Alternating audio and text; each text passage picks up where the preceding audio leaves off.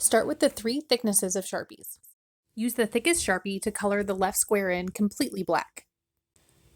Using the same Sharpie, fill in the next square with dots. Stagger the dots so that way you're not leaving rows of white between your rows of dots. They should sort of fill in the gaps. Be aware that your dots will bleed, so they will end up probably being bigger than you intended.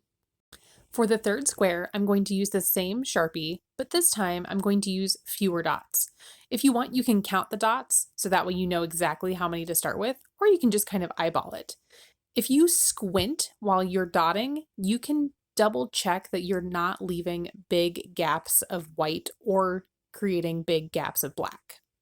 I'm switching to my regular Sharpie, or it's called the fine point Sharpie, and I'm basically going to do the same thing that I did in the last square, but now that my dots are smaller, it's going to create the illusion of a lighter gray square. In the second middle gray square, I want to use fewer dots. So again, it may help to count so you can make sure you are actually using fewer dots. Be very mindful of those little spaces between. You do not want to put all of your dots exactly in a row because it will look like you're creating white lines. Repeat this process with the ultra fine Sharpie.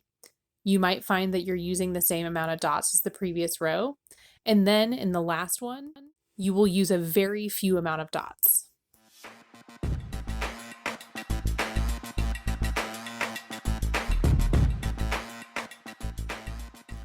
Okay, on this sphere, we're going to practice the same technique that we used up here, the same dotting technique, to create the shading that you see on the sphere to the left. So just like we did with the value scale, I'm going to start with my thickest Sharpie in the darkest areas. And that's going to be right here in the bottom right of the sphere. And I'm actually going to start with the shadow. So I'm drawing a little half of an ellipse over to the right.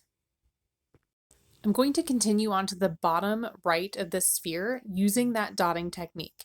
And I'm going to keep the dots as close together just like I did in that first square that was next to black on the value scale above. As I do this, I want to be sure that I'm using a nice smooth transition from dark to light. So I want to make sure that I'm not accidentally creating little bands of white between the dots. Again, a helpful technique here is to pause from time to time and squint at your work. If you squint and you see rows of white, go back in and fill in a few dots here and there. When you move on to this section, you're going to use the same technique, but make sure that you are easing into those lighter areas. Before you finish, take an ultra fine or a fine point Sharpie and go back through to add some sporadic dots to help ease those transitions so it breaks up any sort of like intense bands of white. So that way you get a really smooth, subtle transition from the dark grays to the middle grays to the light grays and then to the white.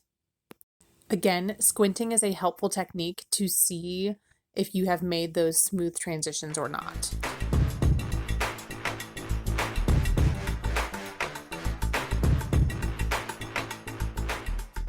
All right, before you get started, I want you to really consider what would make a good subject for this portrait.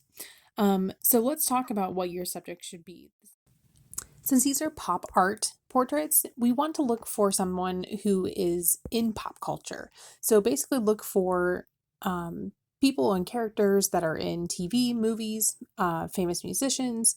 You can look for famous YouTubers or people on social media, or perhaps even a pro sports athlete. In my example, I thought of characters from my favorite TV shows, my favorite movies, and I also thought of an athlete that I would like to draw for my husband. I even thought about Jack Hanna, who is a blast from my past because I absolutely love wildlife. And I also thought about Queen Elizabeth because of recent events. Lastly, we want to get our gears turning, thinking about what the background behind our portrait can look like. So when you think of the character that you chose, so in this example, I'm going to go with Barb from Stranger Things. Think about what colors you associate with that character. So I was thinking about like 80s pastels colors. Think about words that are associated or maybe quotes that go with your character. Please make sure that it is, again, school appropriate. And then sketch what sort of shapes and patterns come to mind when you think of your character. You can describe them with words if you want as well. Maybe look to what they wear for hints here. Lastly, do a quick mock up of some designs you can do in your backgrounds. It would be best if you would also roughly color them in with colored pencils just to get an idea of what you would do behind your portrait. Keep in mind that black is not a good idea behind the black Sharpie.